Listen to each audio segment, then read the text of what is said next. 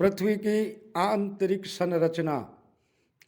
हमारी पृथ्वी जो ऊपर से दिखाई देती है वो अंदर से भी क्या ऐसी है, ये सवाल बहुत समय से मस्तिष्क में उजागर होता रहा है। भूगर्भ शास्त्रियों ने जब पृथ्वी के आंतरिक भाग की जानकारी प्राप्त करने की कोशिश की तो विभिन्न प्रकार के अत्यंत चौंकाने वाले परिणाम उनके सामने आए। हमारी पृथ्वी का ऊपरी भाग जो ठोस दिखाई देता है वो अंदर से किस तरह का होगा, ये जिज्ञासा का एक विषय रहा है। भूगोल का विषय केवल पृथ्वी तल पर पाए जाने वाले स्थलाकृतियों का अध्ययन करना, प्राकृतिक संसाधनों का अध्ययन करना, विभिन्नताओं का अध्ययन करना और मानव के बीच उनका पारस्परिक संबंधों का अध्ययन करना उद्देश्य रहा है। लेकिन चूंकि हमारी पृथ्वी पर बने हुए पर्वत, पठार, मैदान, समुद्र, झील, खाइयाँ, इन सब का संबंध पृथ्वी के आंतरिक भाग से है। आंतरिक भाग से संबंध होने के कारण हमारे भूगोल में पृथ्वी की आंतरिक संरचना का अध्ययन किया जाता है। जबकि यह विषय भूगोल शास्त्र का विषय है, लेकिन भूगोल में ऊपरी भागों का नीचे से जुड़ाव होने के कारण इसका अध्ययन करना अब अत्यंत आवश्यक हो गया है। तो अत्यंत आवश्यक होने के कारण हम पृथ्वी की आंतरिक संरचना की जानकारी का विषय भूगोल के अंतर्गत सम्मिलित करते हुए आपको ये जानकारी देते हैं कि हमारी पृथ्वी का जो अंतरतम भाग है वो किस तरह का है। तो जितने भी प्रमाण जो मिले हैं उन प्रमाणों के आधार पर हम पृथ्वी की आंतरिक संरचना के विषय में जानकारी प्राप्त करेंगे। हमारी जो पृथ्वी है उसके आंतरिक संरचना की जानकारी देने वाले जो प्रमाण हैं उनको हम दो भागों में बांटते हैं, एक अप्रत्यक्ष साधन और एक प्रत्यक्ष साधन। अप्रत्यक्ष साधन जो हमको दिखाई नहीं देते लेकिन वास्तव में वो अपना कार्य करते हैं, उनमें प्रथम है तापमान, दूसरा है घनत्व और तीसरा दबाव। प्रत्यक्ष साधनों में जो प्रत्यक्ष रूप से प्रकट हैं उसमें ज्वालामुखी और भूकंप है। तो भूकंप महत्वपूर्ण है। तो अब हम आपको बताने जा रहे हैं कि अप्रत्यक्ष साधनों से हम पृथ्वी के आंतरिक भाग की जानकारी कैसे प्राप्त कर सकते हैं। हमारी जो पृथ्वी है इसका जो औसत घनत्व है वो 5.5 है, लेकिन ऊपर जो हल्के पदार्थ हैं इनका घनत्व कम है और जो जो हम नीचे जाते हैं तो इसमें विभिन्नता देखने को मिलती है। अब हम प्रथम जो साक्ष्य है उस साक्ष्य में तापमान को लेते हैं कि तापमान हमारी जो पृथ्वी का ऊपर तापमान है वो पृथ्वी के आंतरिक भाग में भी क्या वैसा ही है। ये देखा गया है कि हमारी पृथ्वी के अंदर जब हम चलते हैं तो पृथ्वी के आंतरिक भाग की खुदाई करते हैं या जितनी भी ड्रिलिंग्स हुई हैं उनसे यह ज्ञात हुआ है कि 32 मीटर की गहराई पर 1 डिग्री तापमान बढ़ जाता है। अर्थात 32 मीटर पर 1 डिग्री सेल्सियस तापमान बढ़ता है। तो इसी दर से अगर तापमान बढ़ता है तो पृथ्वी के आंतरिक भाग का तापमान बहुत अधिक होना चाहिए। और विद्वानों ने गणना करके बताया है कि तापमान के बढ़ने की जो दर है उसमें विभिन्नता देखने को मिलती है। 32 मीटर के बाद 1 किलोमीटर पर 3 डिग्री सेंटीग्रेड तापमान, इस तरह से फिर उसके बढ़ने की दर में कमी आ जाती है क्योंकि घनत्व और दबाव का कार्य भी साथ साथ चलता है। केल्विन ने गणना करके बताया कि हमारी पृथ्वी के अंतरतम का तापमान 5000 डिग्री सेल्सियस होना चाहिए। अगर हम ये देखें कि यदि हमारी पृथ्वी का आंतरिक भाग का तापमान यदि इतना ज़्यादा है तो चट्टानें पिघली हुई अवस्था में होंगी, क्योंकि 2000 डिग्री सेल्सियस पर ग्रेनाइट जैसी चट्टान पिघल जाती हैं। तो पृथ्वी के 50 किलोमीटर की गहराई पर से भूकंप ज्वालामुखी का उद्भेदन होता है। वहाँ से गर्म लावा, गैस इत्यादि गर्म पदार्थ निकलते हैं। इससे ये स्पष्ट होता है कि तापमान पृथ्वी का बहुत ज़्यादा है। तो पृथ्वी के आंतरिक भाग का अधिक तापमान होने के कारण पृथ्वी का अंतरतम जो है तरल अवस्था में होना चाहिए। अब ये तुम समझ गए कि पृथ्वी का तापमान अधिक होने के कारण पृथ्वी का अंतरतम तरल होना चाहिए। अब हम दबाव पर आते हैं और दूसरा है घनत्व। तो घनत्व का जो कारण अगर हम लेते हैं तो घनत्व बहुत महत्वपूर्ण एक अप्रत्यक्ष साक्ष्य है। घनत्व हमारी पृथ्वी का जो जो हम नीचे जाते हैं घनत्व में भी विभिन्नता देखने को मिलती है। पृथ्वी के जितने भी ऊपरी भाग हैं, पर्वत, पठार, मैदान, इनके घनत्व में भी विभिन्नता देखने को मिलती है। हमारी पृथ्वी का औसत घनत्व 5.5 है, जबकि पर्वतों का घनत्व 2.7 से 2.9 है। इसके बाद पठारों का उससे ज़्यादा है, मैदानों का अधिक है। और जो जो हम पृथ्वी के अंदर जाएंगे घनत्व में विभिन्नता देखने को मिल जाती है। मध्य परत जो है अंदर जा कर के देखेंगे तो वहाँ 5 से अधिक घनत्व बढ़ जाता है, कहीं 6 है, फिर उसके बाद 7 है। इस तरह से अंतरतम तक जाते जाते 11 हो जाता है। और बिल्कुल हमारी पृथ्वी के केंद्र में जाते हैं तो ये 11 से 13 घनत्व पाया जाता है। तो घनत्व के प्रमाण के आधार पर ये बता सकते हैं कि अगर घनत्व अधिक होता है तो वो भाग ठोस होता है।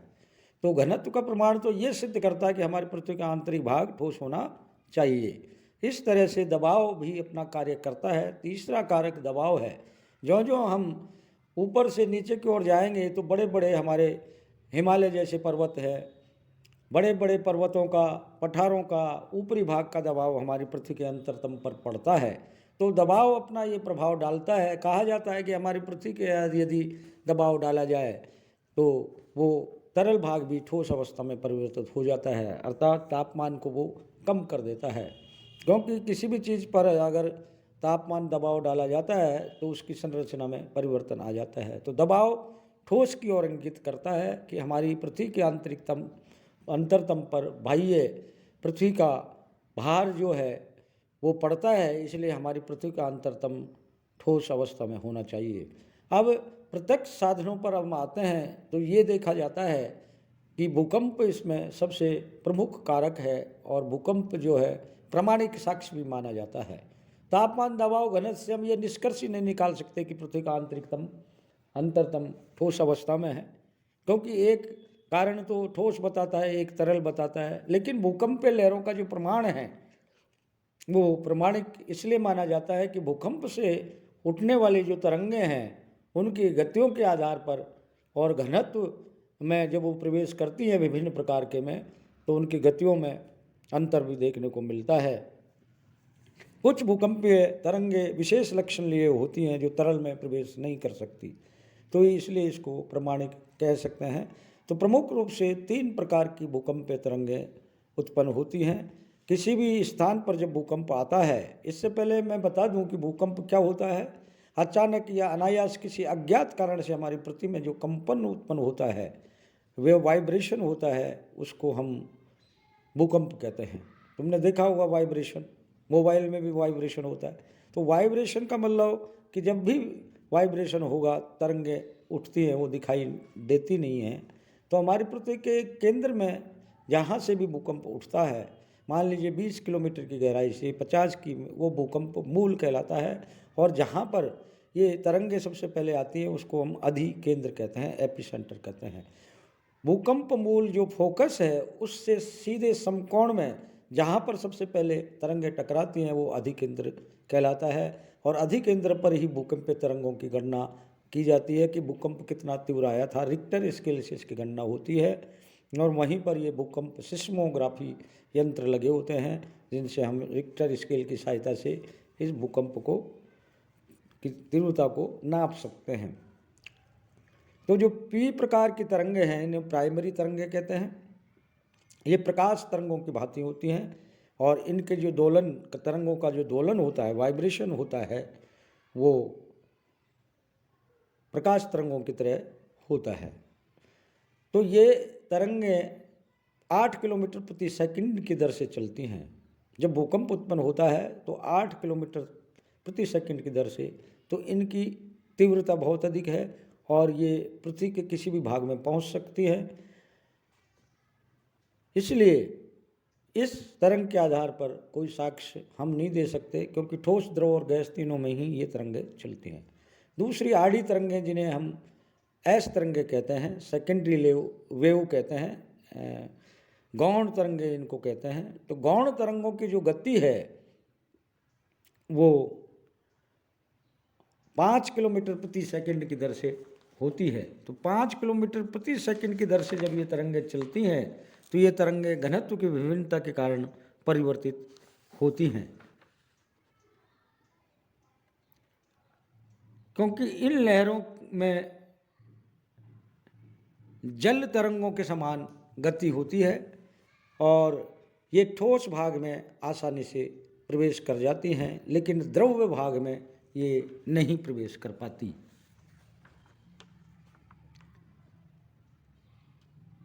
तो हम ये कह सकते हैं कि हमारा जो पृथ्वी का मध्य पिंड है वहाँ पर ये तरंगें प्रवेश नहीं कर पाती।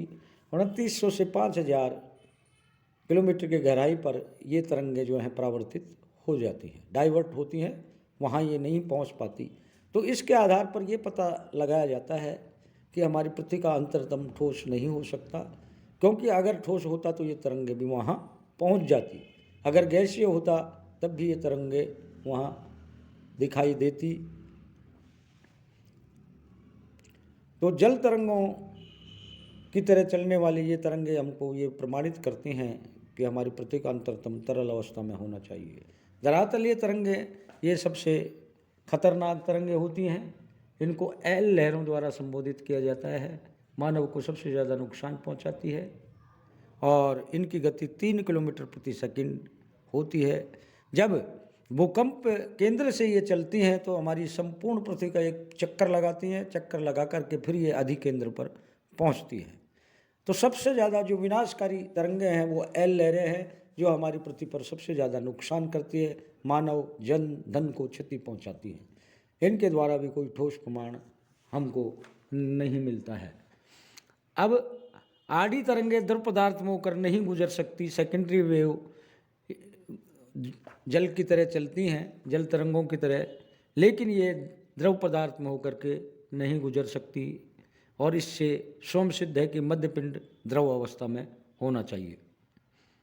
तो लहरों की गति से निकाले गए निष्कर्ष को आधार पर प्रयोगों द्वारा चट्टानों का घनत्व, संपीड़न और विकृतन कई विद्वानों ने निकाला है और हमारी पृथ्वी को कई परतों में भी बांटा है।